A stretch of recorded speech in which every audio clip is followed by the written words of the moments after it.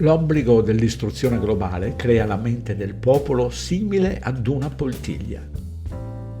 Il premio Nobel Milan Kundera disse: per liquidare i popoli si comincia col privarli della memoria. Si distruggono i loro libri, la loro cultura, la loro storia.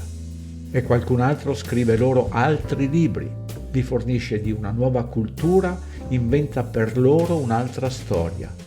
Dopodiché il popolo comincia lentamente a dimenticare quello che è e quello che è stato, e il mondo intorno a lui lo dimentica ancora più in fretta. Rivediamo alcuni passaggi da La storia è una menzogna, noi siamo stati strutturati, prima parte di Max Igan.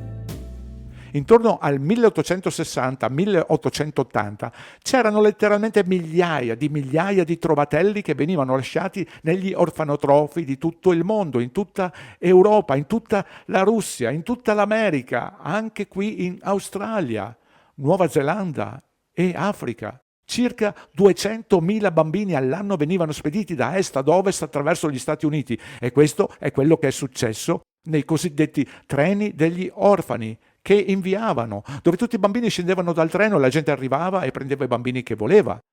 Poi i bambini risalivano sul treno per arrivare alla prossima città. Lì avrebbero scelto altri bambini, quelli che volevano, e tutti i bambini scelti venivano usati per il lavoro. E non importa se i bambini erano imparentati, venivano offerti separati, bastava semplicemente dar loro qualsiasi cognome. Le persone pensavano che avrebbero potuto dare qualsiasi nome e cognome per tipo, quindi non c'è un modo di tracciare la genealogia di questi ragazzi, come se tuo fratello si fosse separato da una sorella o dai fratelli. Una volta separati, arrivati in un'altra città, dove gli era stato dato un altro nome, una volta cresciuti non sarebbe stato più possibile identificare i loro fratelli. Quindi tutti loro sono stati completamente lanciati in una nuova vita, e questo è successo in tutto il mondo grazie alle grandi imprese insediate per gestire questi bambini e prendersi cura di loro per inviarli in tutto il paese. Ci sono segnalazioni di alcune città, in Italia per esempio, che avevano fino a 1200 casi di trovatelli. La città doveva solo accettare l'afflusso dei trovatelli che stavano arrivando nelle varie località. La domanda è: perché tutti questi bambini provenienti da uno o più luoghi, penso abbiano avuto 45.000 bambini gli venivano affidati in un anno? Ci sono segnalazioni, come ho detto, che 200.000 all'anno venivano inviati attraverso gli Stati Uniti, e ci sono rapporti di circa 100.000 per annum che sono stati inviati dall'Inghilterra all'Australia, Nuova Zelanda e Africa. Ci sono rapporti su bambini che sono stati spediti nelle principali città della Russia e poi inviati nelle aree rurali, il che è molto strano, perché se i bambini venivano rintracciati nelle zone rurali, venivano riportati nelle principali città della Russia, perché poi li hanno rimandati nelle zone rurali. E la domanda è: se queste città erano vuote e c'erano pochissime persone in queste città, è molto importante, da quanto indicato nelle fotografie che vedete, da dove provenivano tutti questi bambini. E nuovamente ci sono indicazioni che tutti questi bambini sono stati portati per lavorare. Voglio dire, è quello che c'è nelle documentazioni. Tutti questi ragazzi che sono stati spediti in tutto il mondo e messi al lavoro, ancora una volta la domanda è: dove erano gli adulti? Perché non c'erano gli adulti a fare il lavoro? Dalla storia dell'umanità di John Levy. E nuovamente ipotizziamo da dove siano arrivate queste persone e vediamo che, se possiamo credere a qualsiasi cosa della narrativa storica, un mescolamento di persone e di orfani ovunque attraverso questo regno, da nazione a nazione.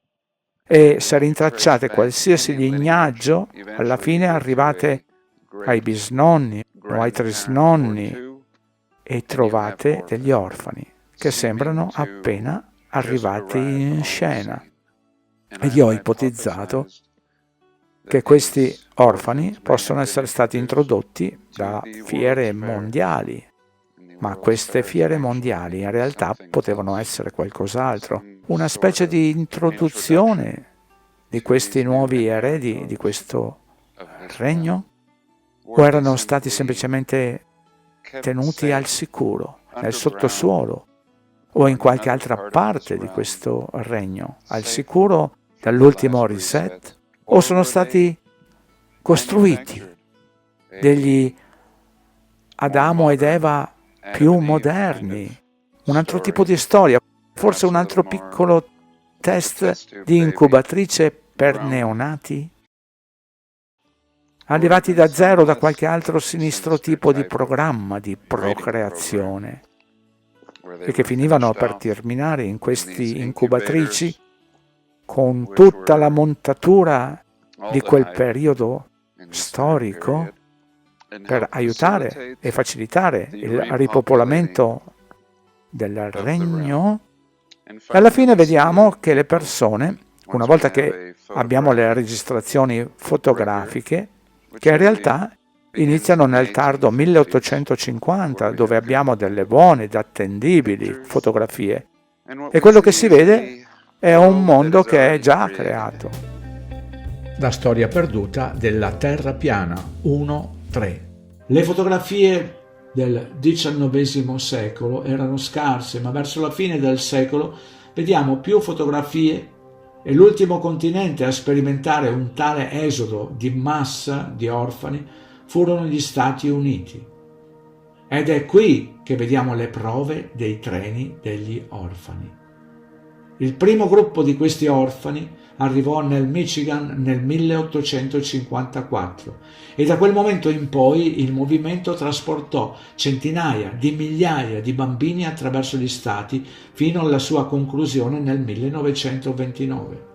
Ufficialmente c'erano oltre 97 istituzioni coinvolte per gli orfani e i treni degli orfani nel XIX secolo. Ma ancora una volta non erano solo negli Stati Uniti. Annie Macpherson passerà alla storia come la donna che ha truffato più di 100.000 trovatelli e che li ha spediti dal Regno Unito al Canada, alla Nuova Zelanda e al Sudafrica e persino ai confini esterni della terra, in Australia, in modo che potessero essere venduti come lavoro minorile. Perché vediamo così tante fotografie di orfani negli ospizi? Abbiamo visto, attraverso gli scritti dell'architetto Loreto Giovannone, che il Risorgimento non è come dichiarano sui libri di storia. Raffaele Vescera scrive riguardo a quanto accaduto al nostro sud abitato da un popolo di grande civiltà per millenni, greco, romano, svevo, eccetera. Sino al 1861, quando in nome dell'unità d'Italia fu sottomesso e minorizzato, ridotto a colonia interna in questo paese mai unito, in cui l'impoverimento e l'emigrazione dei meridionali è funzionale all'arricchimento del nord. Penso di aver compreso che alcuni di questi orfani che hanno riempito i treni sono arrivati dal sud Italia. Dobbiamo ricordare che francesi e austriaci si contesero il centro Italia, inclusi Abruzzo e Molise, principalmente non solo durante le guerre napoleoniche, ma anche nel contesto del Risorgimento, con i francesi spesso alleati dei Savoia contro l'Austria, occupando il Molise e l'Abruzzo in diverse fasi, dove si comportavano come assassini di famiglie contadine che reagivano alle loro occupazioni, oltre a stupri alle donne. A quel tempo le famiglie contadine avevano diversi figli e quei figli si sono ritrovati orfani. Le notizie che seguono sono tratte dal libro Soli per il mondo, bambini emigrati tra l'8 e il 900 di Giulia Di Bello e Vanna Nuti. L'inizio dell'emigrazione dei fanciulli dall'Italia si ha nell'anno 1866 e per 20 anni sarà rivolta soprattutto verso l'Europa. Solo in seguito, nel 1887, si avrà un flusso di emigrazione verso l'America. Per quanto riguarda i bambini sotto i 12 anni, secondo le stime di Leone Carpi, nel solo 1870 dovrebbero essere emigrati circa 3.000 bambini. I lavori per i quali erano impiegati i bambini erano per lo più di bassa qualifica e con finti contratti di apprendistato, tanto che a volte sconfinavano nel mendicare e nel vagabondare. Le poche industrie che li prendevano erano quelle del vetro, in Francia, delle filande, manufatturiere e nelle miniere. Le nostre zone, in particolare Rocca d'Arce, furono in ugual modo al resto dell'Italia interessate alla tratta dei fanciulli. Essi, con una età compresa tra i 6 anni e i 15 anni, furono, di contrabbando, venduti dalle famiglie e portati in Francia, Inghilterra e infine anche in America, affidati a trafficanti loschi e abusatori della patria potestà. I bambini dai 6 anni in su, in prevalenza maschi, furono portati la maggior parte in Francia, fatti passare per via terra lungo le coste del Mediterraneo fino a Nizza e a Marsiglia per attraversare le Alpi da Briançon. Venivano poi impiegati principalmente nelle vetrerie di Lione e Parigi, lavorando in queste fabbriche in condizioni disumane e al limite della sopportazione fisica. Il municipio di Rocca d'Arce rilasciava atti di nascita in bianco, i negrieri li riempivano dei nomi e delle date a loro convenienti. Il sottoprefetto denunziò alla giustizia il segretario Paolella Gennaro e il vice segretario Conte Angelo, che cercarono di scagionarsi asserendo che li rilasciavano per ordine superiore. Trovate i link nella descrizione del video. E per finire vediamo insieme alcune cartamonete usate durante il programmato Risorgimento, nella speranza che chi non ha ancora compreso il gioco dei nasoni riesca a svegliarsi e comprendere che non solo viviamo sul regno piano, ma che esiste chi gioca a Monopoli da secoli. Questa che vedete è la banconota da 2 lire del 1866. Lo so che il credo distrugge qualsiasi evidenza, e se mostro che nella banconota c'è l'occhio massonico, come al solito etichettate che si tratta di pura fantasia complottista. Lo stesso vale per questa banconota da 10 lire del 1872. Però mi sono etichettato come complottologo, perché i complottisti sono quelli che danno vita ai complotti, mentre qui i complotti li portiamo alla luce. Avete mai osservato con attenzione? Qui sopra si legge Banca Nazionale del Regno d'Italia, ma qui sotto cosa c'è stampato? American Banknote CO New York. Lo stesso vale per la banconota da 2 lire. Qui sopra si legge Banca Nazionale del Regno d'Italia, ma qui sotto cosa c'è stampato? American Banknote CO New York. Grazie per aver ascoltato fino alla fine.